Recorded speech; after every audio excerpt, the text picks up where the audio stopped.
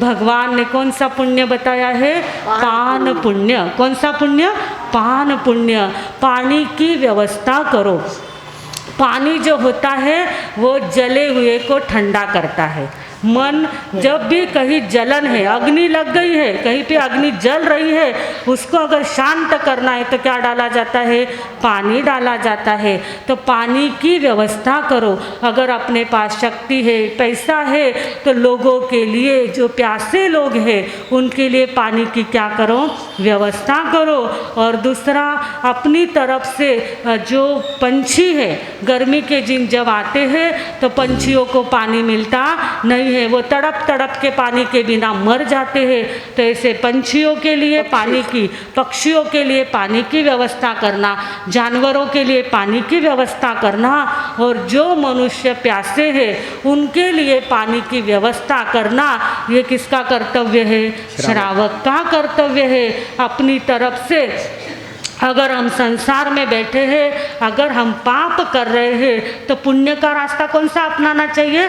कि प्यासे को पानी पिलाना चाहिए।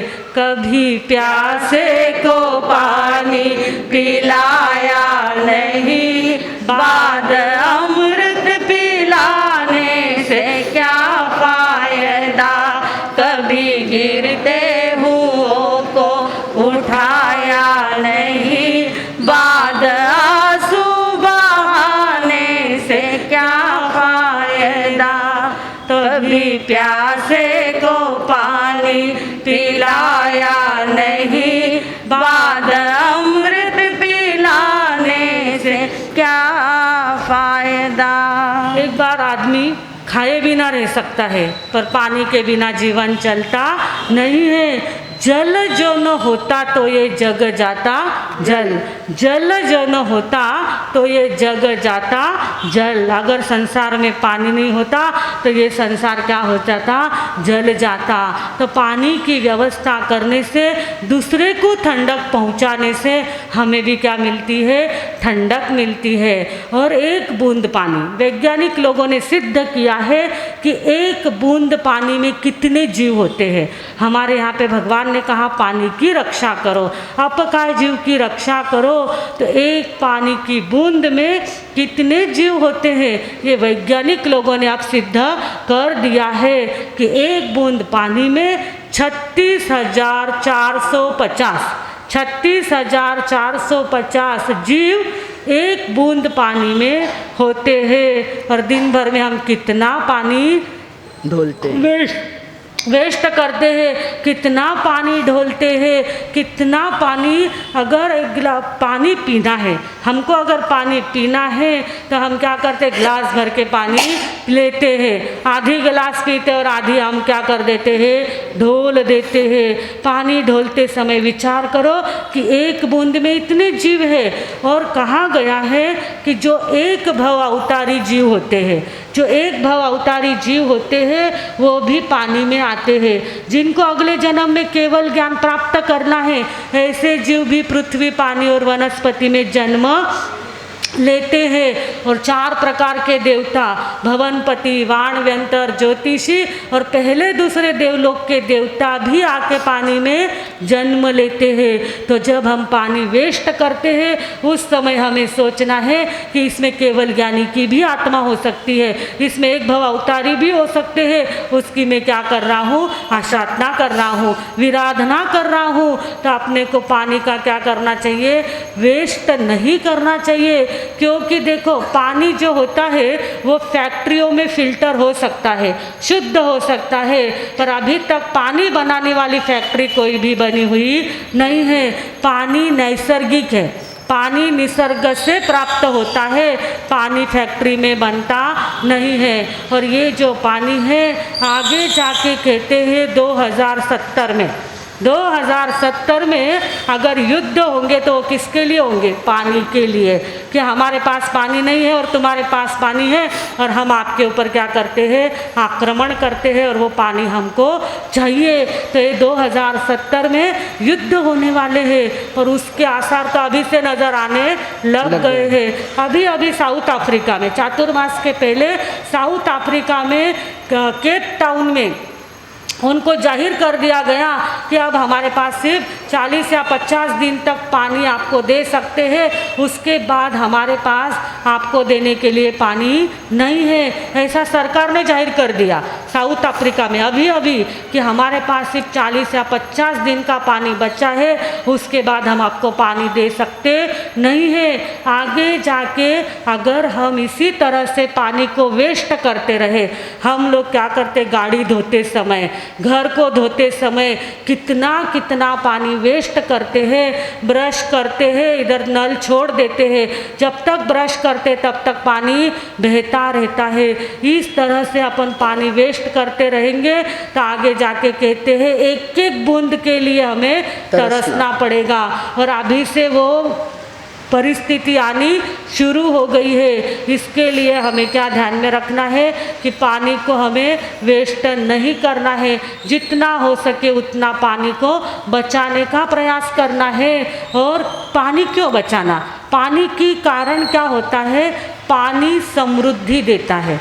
अगर हम लौकिक दृष्टि से विचार करें तो पानी क्या होता है, समृद्धि का प्रतीक होता है। हमारा भारत देश पहले कैसे कहा जाता था, सुजलाम सुफलाम। यहाँ पे इतना पानी था, इतनी हरियाली थी, इतनी वनस्पति थी, दंडकारण्य जैसे अरण्य थे, एक आदमी भी दूसरे आदमी को दिखता नहीं था, इतनी हरियाली हमारे देश में थी। इतना पानी था कि उस पानी का कोई हिसाब नहीं था।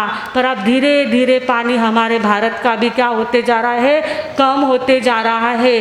क्योंकि अभी जो बोर हो रहे हैं, ये बोर क्या कर रहे हैं, पानी को तो खींच लेते हैं पर अंदर में पानी नष्ट होते जा रहा है। तो ये पानी जो है ये जब नष्ट हो जाएगा तो हमारी क्या स्थिति होगी, ये आप विचार कर सकते हैं। और हमारे को तो भगवान उपदेश देते हैं कि पानी बचाओ, पर ये पानी का महत्व अपन समझते नहीं है। रहीम ने कहा है, रहीमन पानी राखिए। रहीम जी होके गए, उन्होंने क्या कहा, रहीमन पानी राखिए, बिन पानी सब सुन, पानी गए न उगरे, मोती मानस चून। जब पानी है तब तक उसकी हमको कदर होती नहीं है, पर पानी नहीं तो सब कुछ सूना हो जाता है।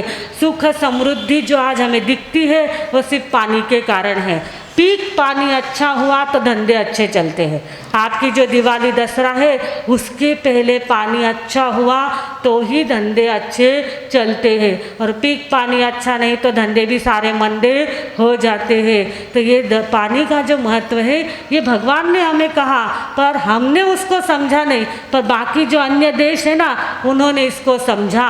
कहते हैं इज़राइल एकदम छोटा सा देश है, इज़राइल एकदम छोटा सा देश है, पर उस देश ने पानी का जो महत्व समझा है वो किसी ने नहीं समझा। वहाँ पे पूरा रेगिस्तान है। 60-70 साल पहले पूरा इज़राइल रेगिस्तान था। अरबस्तान जो है, अरब कंट्री जो है वो पूरा रेगिस्तान है।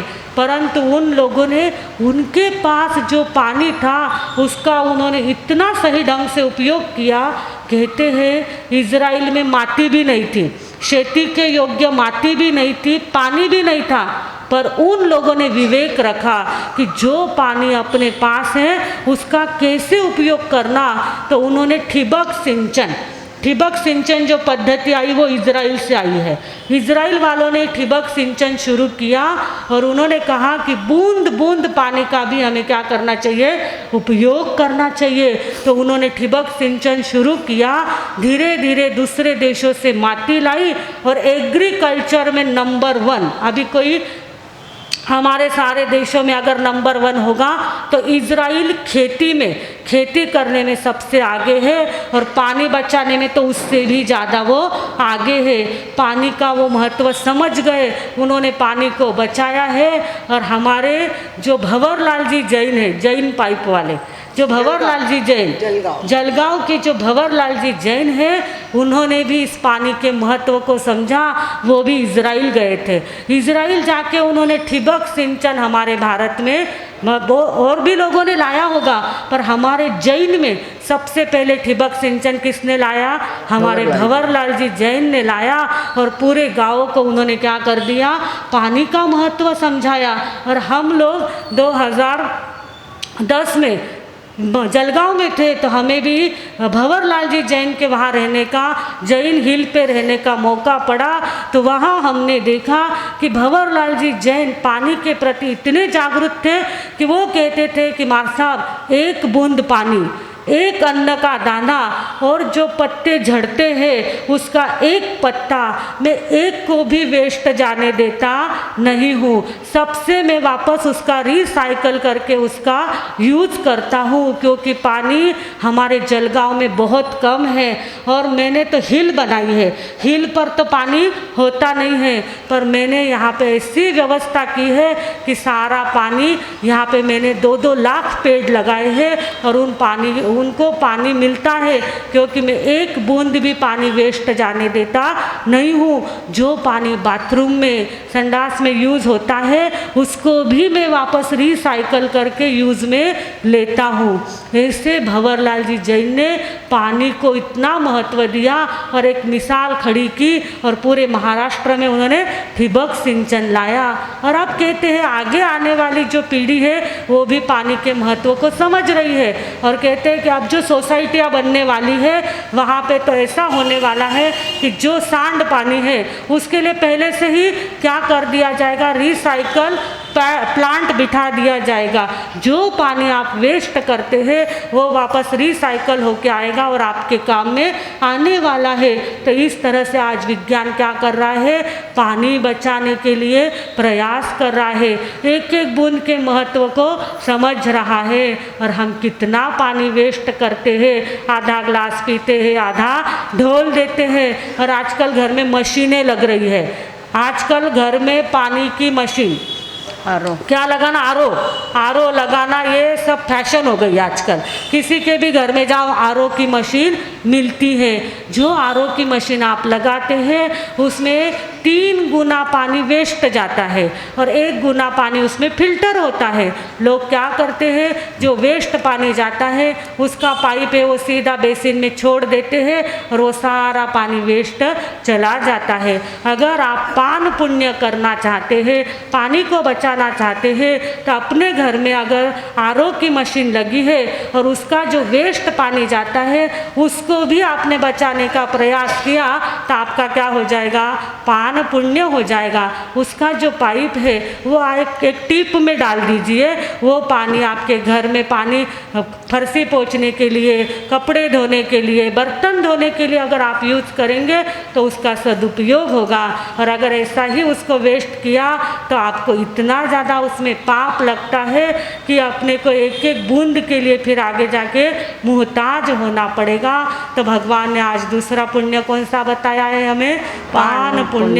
पानी का पुण्य, पानी की व्यवस्था दूसरों के लिए करना है। और जब अपन पानी का यूज़ करते हैं उस समय बहुत ज़्यादा हमें सावधानी रखनी चाहिए।